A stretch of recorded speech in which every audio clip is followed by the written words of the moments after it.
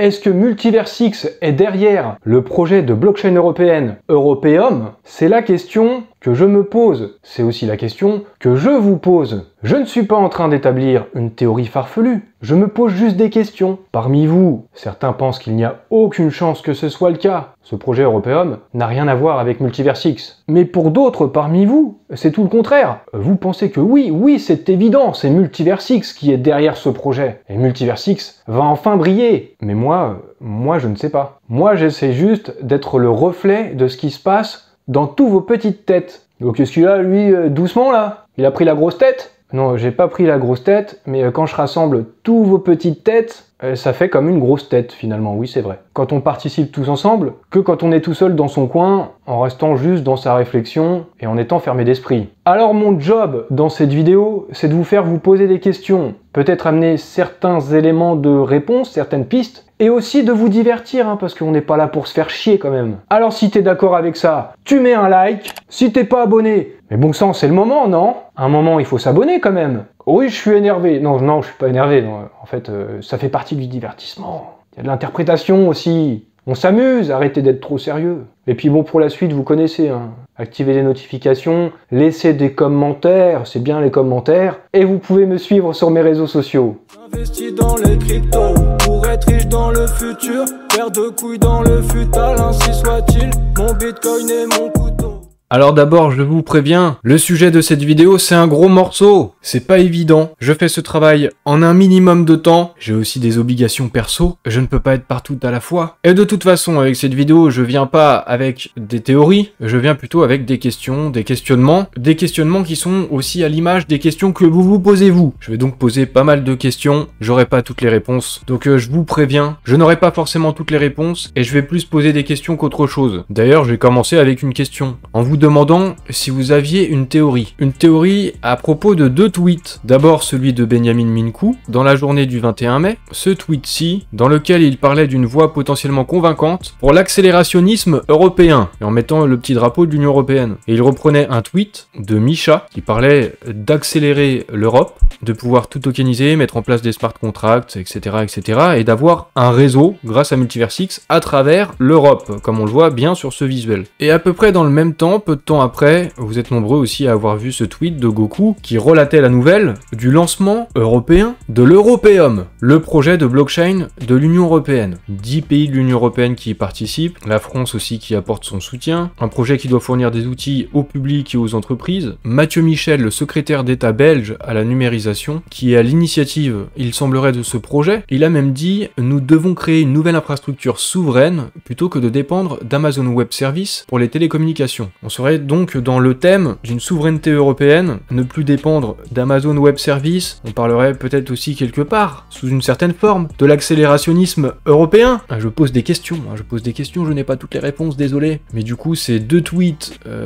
ces deux tweets qui tombent au même moment, quand on les voit passer dans nos fils d'actualité, on se dit tiens, quelle coïncidence. N'oubliez pas, hein, vous pouvez me faire part dans les commentaires de vos idées aussi, de vos théories, de vos impressions, de vos interrogations, de vos questions. On a donc eu ces deux tweets le 21 mai, et d'ailleurs Benjamin, c'était pas la première fois ces derniers jours qu'il nous parlait de l'accélérationnisme. Le 17 mai, en effet, accélérationnisme européen, une grande initiative européenne. Le moment est-il venu d'une renaissance de l'ambition européenne? Point d'interrogation. On pose des questions, hein. Je vous ai prévenu dès le départ. Autre question de Benjamin, en employant le conditionnel, si oui, quels sont les trois facteurs cruciaux qui, s'ils étaient modifiés, pourraient relancer et accélérer de manière significative le progrès européen? Je sais pas pourquoi il nous pose des questions comme ça, d'un coup, dès le matin, interrogation surprise, Benjamin, il nous pose des questions. Non, j'ai pas les réponses non plus, j'ai pas les réponses encore une fois. Tout ce que je peux vous dire, c'est que dans son tweet, Benjamin reprenait le tweet d'Andreas Klinger. Andreas Klinger, un Européen fier, je sais pas trop ce qu'il fait, je vous avoue. Je sais pas qui c'est non plus, hein. Je me pose des questions. Dans ce tweet repris par Benjamin, il posait lui-même une question, un nouveau site internet qui a fait ça, EU-ST accc.com, donc l'accélérationnisme européen. Et voici le site internet. Il n'y a pas grand chose sur ce site, ça tient presque en une page. En gros, ils expliquent qu'on est à un moment crucial peut-être pour l'Europe. Dans les années 90, l'Europe n'a peut-être pas pris les bonnes décisions et on a laissé d'autres régions du monde, notamment les États-Unis, prendre une place de leader. On les a laissés développer de gros acteurs et finalement Internet aujourd'hui est dominé par les États-Unis. Les GAFA, les GAFAM, les Google, les Amazon, ce type d'acteurs. Et finalement, nous en Europe, on s'est un peu fait... voilà quoi, on n'a rien fait. Du coup, ça fait se poser des questions. Finalement, on est à l'aube peut-être d'une nouvelle ère et d'une nouvelle révolution du numérique, de la blockchain, de l'intelligence artificielle, le métaverse. Peut-être qu'il ne faudrait pas laisser passer le train une deuxième fois. L'Europe devrait se réveiller et du coup, il y a ce mouvement européen pour l'accélérationnisme. Il faut accélérer les choses. Please wake up, que l'Europe se réveille. Et sur ce site internet, on voit des tweets de différentes personnes. On retrouve Andreas Klinger, celui qui a fait ce tweet en posant la question. Alors du coup, ça devait être naïf, hein. C'était une question, il connaissait la réponse, je pense. Ce nouveau site internet qu'il a fait, il doit sûrement en faire partie, puisqu'il est présent et affiché ici sur ce site. Et les autres aussi, là, doivent faire partie du mouvement. Après, dans tout ça, pourquoi Benjamin reprend ce tweet en citation? Pourquoi Benjamin aussi nous pose des questions? Est-ce qu'il fait partie aussi de ce mouvement? Bah, tout ce que je peux vous dire, c'est aller sur le profil X de Benjamin Minkou. Vous le savez quand même depuis un petit moment. C'est le Kiev Accelerator. Auto-promulgué peut-être, mais dans sa bio, il se décrit comme étant le chef de cette accélération, et peut-être de cette renaissance de l'Europe. Et maintenant, en parlant de renaissance de l'Europe, justement, je vais vous passer quelques extraits de cette vidéo. XDay is one of the most important and exciting platforms for European technology, European ambition, for the sort of renaissance of European ambition. We're trying to actively set the stage in such a way where, on the one hand, we're engaging with some of the most important state officials in several countries. We're trying to actively have a conversation with them, see what their thoughts are on the economy, see what their thoughts are on digitalization, see what their thoughts are on energy, see what their thoughts are on the legal and regulatory framework, and actively contribute to that. We can build on these conversations and then actively have a path that we're exploring with one and several other countries with which we've already built a bridge. This is extraordinarily important because it positions Multiverse X in a very, very different light, where we look not only at what we've built, but look at it also through the lens and through the conversations with these public officials. The banking and payment sector, both with the commercial banks and with the central banks, we're trying to set some bridges forward so that there is a constant feedback loop, constant conversation that is open, so that we can really make progress. We can really bring adoption not only with the state officials, not only with large companies from around the world, but also with strategic bankers, both commercial bankers and central bankers. It took years of effort for us to be able to open these doors, a kind of regulatory layer, where we're trying to actively understand what some of the challenges are. Now, how do we take things from here to much larger scale? One product done exceptional in a way that everyone else looks at it and then says, there's nothing like that. If just one product takes off like that, everything changes. Once this is set, once this enables us to do the next steps, then we can move to the next milestone and conquer a much larger space. Zooming out, we're extraordinarily early. No one has actually reached a meaningful adoption in the world right now. We need a high bandwidth architecture in order to see widespread blockchain adoption. And this is why we built Elrond, the Multiverse X network right now. And then we also understood that this may be necessary, but not sufficient if we are to accelerate the adoption, because otherwise it might take 10 years until we reach that point. Is there a way to fast track this? Is there a way to accelerate this type of adoption, to bring in users and developers and builders much faster, to compress the time and do it in half the time, or do it in a few years rather than 10 years? And this is why we came up with Maiar, and now we have Xportal. If only one thing happens, and that's, for instance, 10 million users in Xportal, everything changes in this ecosystem.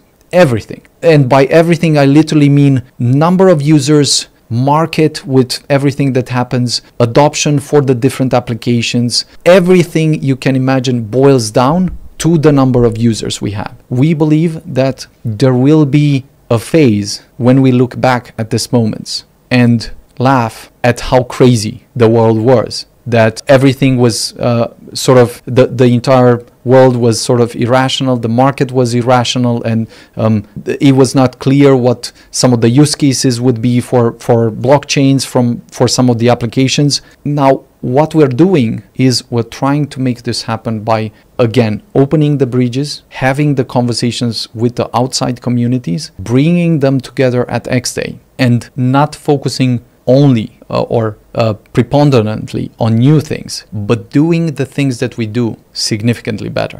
Il s'agissait d'un town hall début septembre 2023, et c'est peut-être le town hall dans lequel il y avait le plus d'éléments intéressants. Je vous remettrai d'ailleurs ce tweet dans la description de la vidéo YouTube. Je vous dis, je pense que c'était le town hall le plus intéressant, et c'est pour ça qu'à l'époque je vous avais parlé de certains points que j'avais relevés, notamment le fait que Multiversix construisait des ponts avec l'ensemble de l'écosystème crypto. Il a insisté sur l'interopérabilité, Benjamin, mais aussi en dehors de l'écosystème crypto, avec des banques commerciales, des banques centrales et des pays. On est donc bien dans le thème de cette vidéo. Alors finalement, l'Europeum, ce projet de blockchain de l'Union Européenne, qu'est-ce que c'est?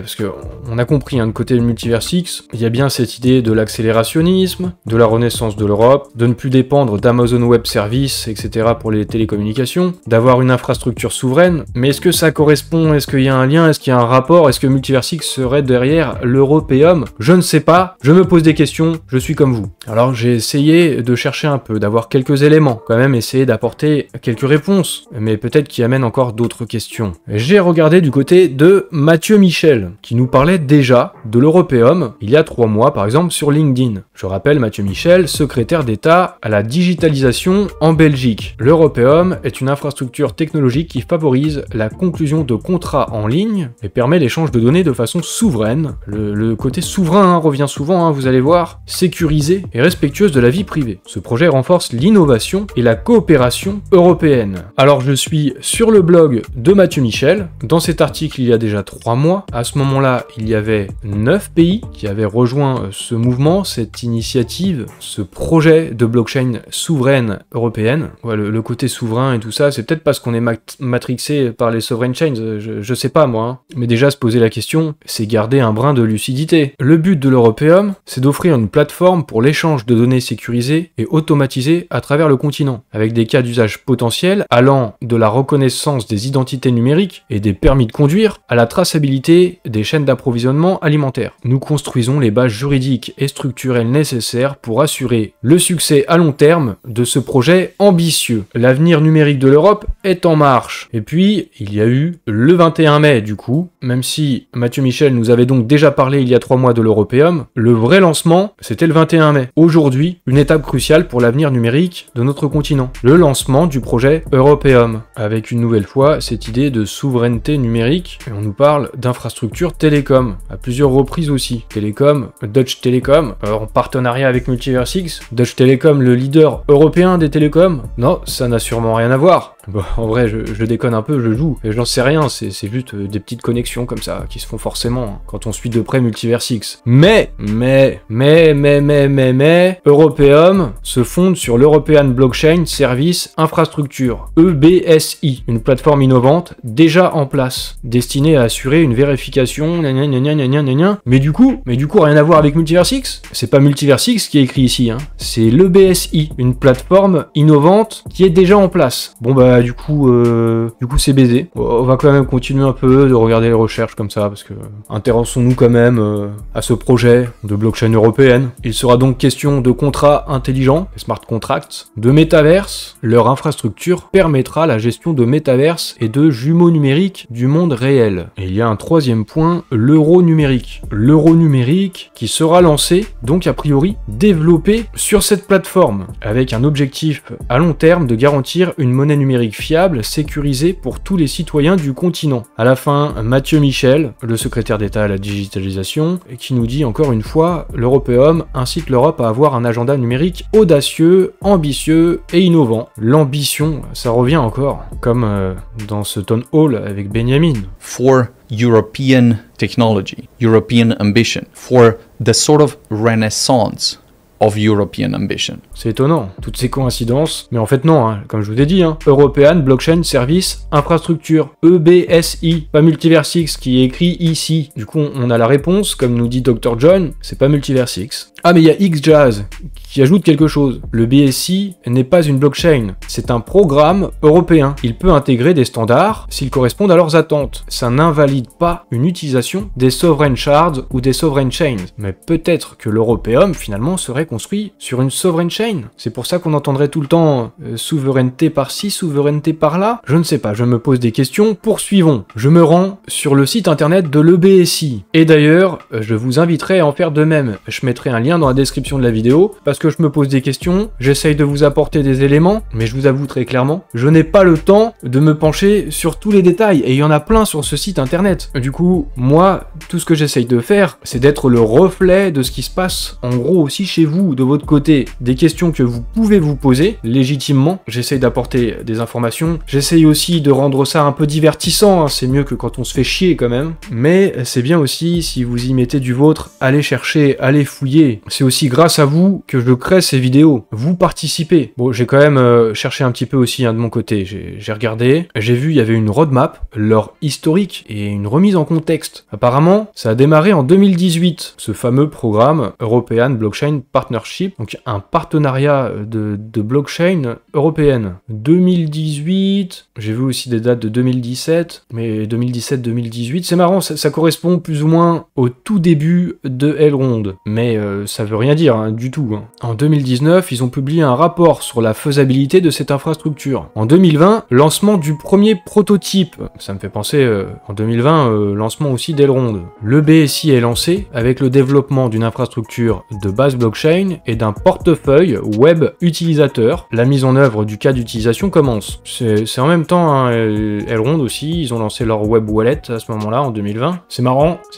Je raconte pas des cracks, regardez, lancement officiel de la blockchain Elrond et de son token remonte à juillet 2020. C'est les hasards de la vie. Sinon, on n'aurait pas d'histoire à raconter, ce serait chiant. 2021, le réseau pilote BSI est lancé, plusieurs organisations du secteur public devenant les premiers à adopter à travers le programme Early Adopter, lancé avec 21 projets individuels. Voilà, je vois pas vraiment de rapport avec Elrond, ou avec Multiversix. Après, on peut dire c'est vraiment à partir de 2021 qu'il y a des choses qui ont commencé à être construites sur Multiversix aussi. Parce qu'avant ça, il y avait rien. C'est à partir de 2021 qu'il y a eu des entreprises qui se sont déployées et qui ont build sur le réseau Elrond à ce moment-là. 2022, il continue de se développer. 2023, apparemment, le BSI était en bêta. Bon, jusque-là, je vois pas forcément de rapport avec Multiversix.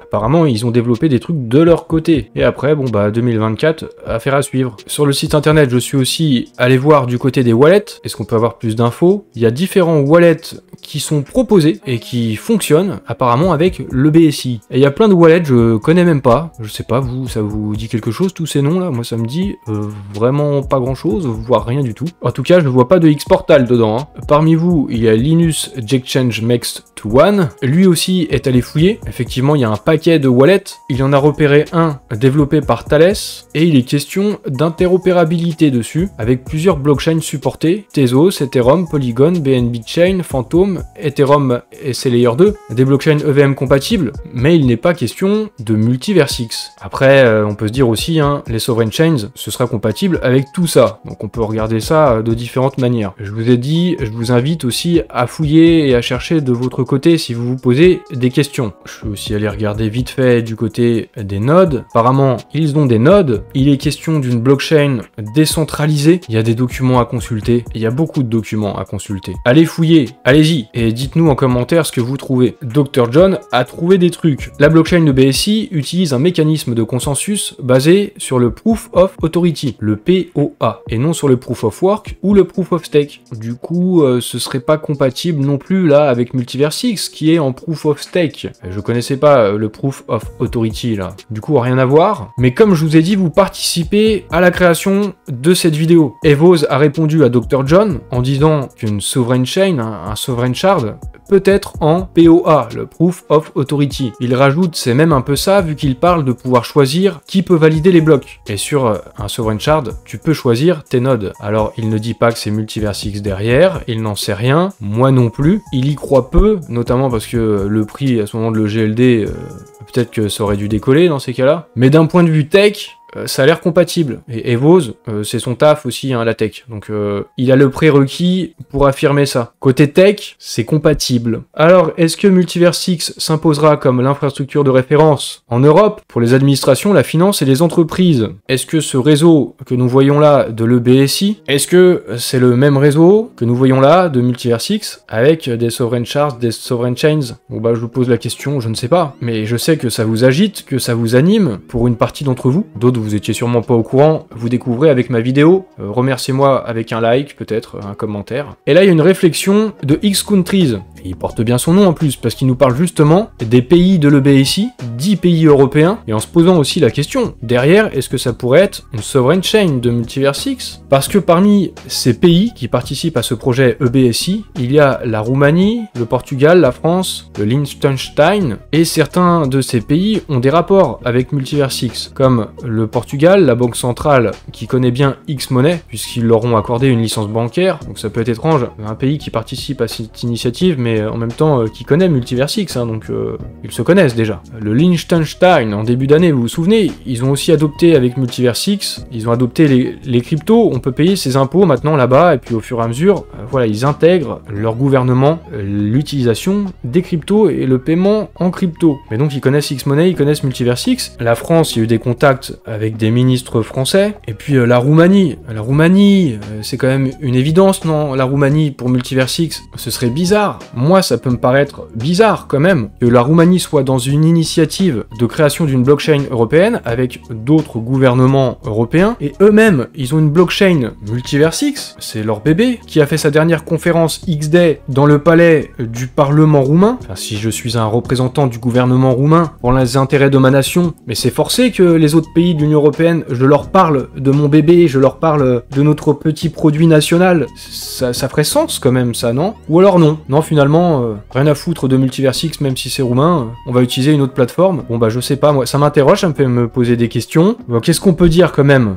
Qu'est-ce qu'on peut dire et que je vous ai déjà dit, hein? Multiversix mène des discussions à un niveau étatique. La Roumanie, la France, le Royaume-Uni, le Canada, le Liechtenstein. Ils discutent également avec des banques centrales. Ils accompagnent des pays vers l'adoption des cryptos. C'est des discussions à un niveau institutionnel, ça prend du temps, mais une fois qu'une nation commence à utiliser cette technologie blockchain, à l'incorporer dans son économie et ses services publics, d'un coup il n'y a plus de retour en arrière. D'un coup, c'est des millions, des dizaines de millions, voire des centaines de millions de citoyens qui deviennent utilisateurs de la blockchain. Et à part Multiversix, est-ce que vous connaissez beaucoup de blockchains qui mènent des discussions à un niveau étatique, et d'autant plus en Europe? Est-ce qu'il y a d'autres blockchains qui est mieux positionné, qui est plus proche des régulateurs, des institutions et des gouvernements? Est-ce qu'il y a une autre blockchain que Multiversix? Alors je ne sais pas si c'est Multiversix qui est derrière ce projet, mais si c'est le cas, si Multiversix parvient à faire adopter sa technologie à une nation, alors moi je pensais juste à un pays à ce moment-là, mais si c'est le cas, quelle autre blockchain pourra suivre et surfer la narrative gouvernementale? Bon, je sais pas si c'est le cas, je vous pose encore des questions, je me pose des questions, c'est comme ça qu'on finit par trouver des réponses. Ne blâmons pas ceux qui se posent des questions. Ou alors soyons tous cons, hein, et fermés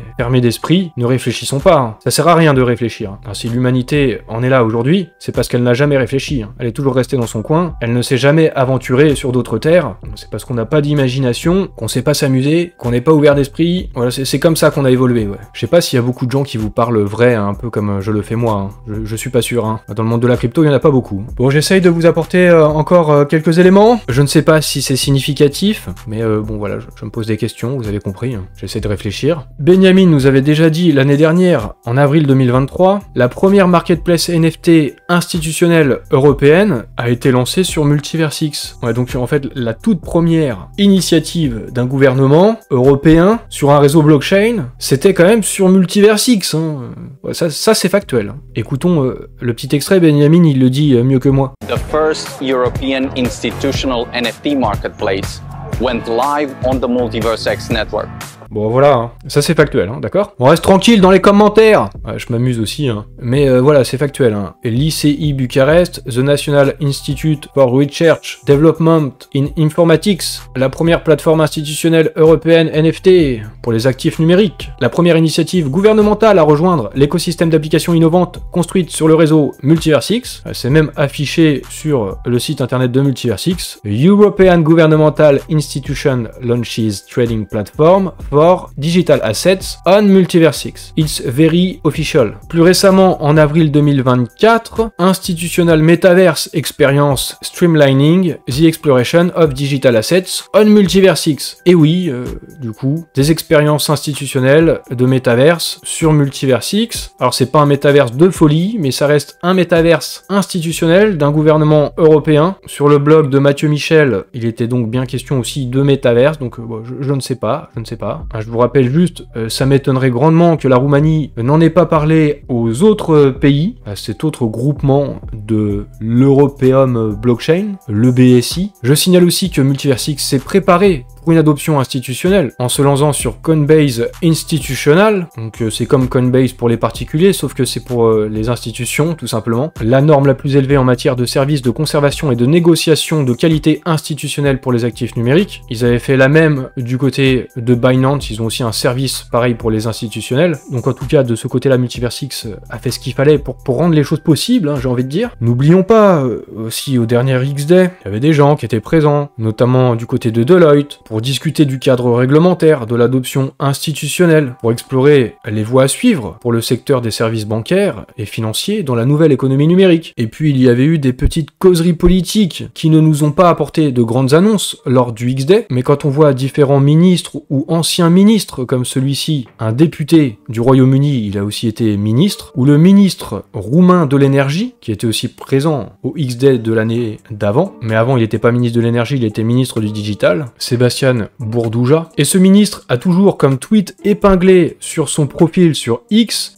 cette vidéo, ce tweet avec le X-Day de Multiversix, donc à Paris. Il est assez fan de Multiversix, je vous l'avais même fait remarquer dans ses tweets. On pouvait même voir ici, même en loisir, quand il est tranquillou là, il fait des petites photos et on remarque dans les détails, il porte un t-shirt Multiversix ici là. On voit un bout du X également ici là. Donc ça m'étonnerait grandement que ce ministre n'ait pas parlé à ses homologues d'autres pays de Multiversix quand même. On approche de la fin de cette vidéo avec un article, une interview de Mathieu Michel à l'initiative de ce projet de l'EBSI, la blockchain européenne, l'Europeum, et il peut dire des choses qui, ma foi, peuvent nous troubler et nous faire nous poser des questions. Il parle de jumeaux numériques. Nous parlons de l'avenir des jumeaux numériques ou du métaverse. Nous devons donc avoir une infrastructure souveraine qui peut répondre à des critères importants tels que la singularité, la sécurité, la confidentialité, l'interopérabilité. L'infrastructure de la blockchain est en construction depuis 2017. Je vous ai dit, ça correspond quand même au niveau des dates 2017-2018 au lancement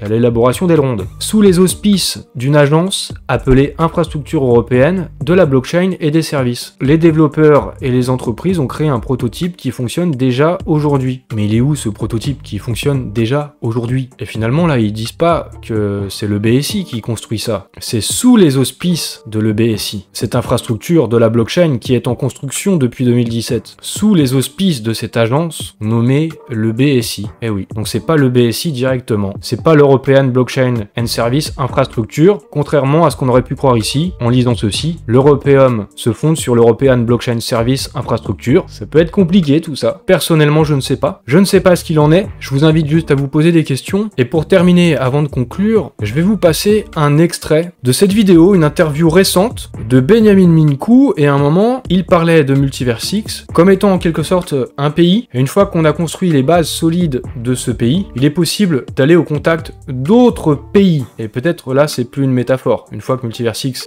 a suffisamment grandi, a développé son réseau, est devenu en quelque sorte comme un pays, ils peuvent échanger et rentrer en contact avec d'autres pays, peut-être les pays de l'Union européenne. Je vous passe l'extrait et je vous inviterai à regarder l'interview dans son intégralité. Peut-être que vous y trouverez plus de réponses sur la chaîne YouTube Upgrade 100. What's necessary in order to expand and cultivate a network is much closer to what's necessary to expand and grow a country.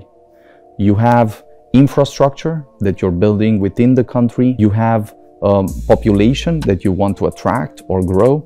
You have a gross domestic product from the exchange and value that is created or exchanged within that economy, and you want to always expand that. You have a voting mechanism and governance for people to express their thoughts and so forth.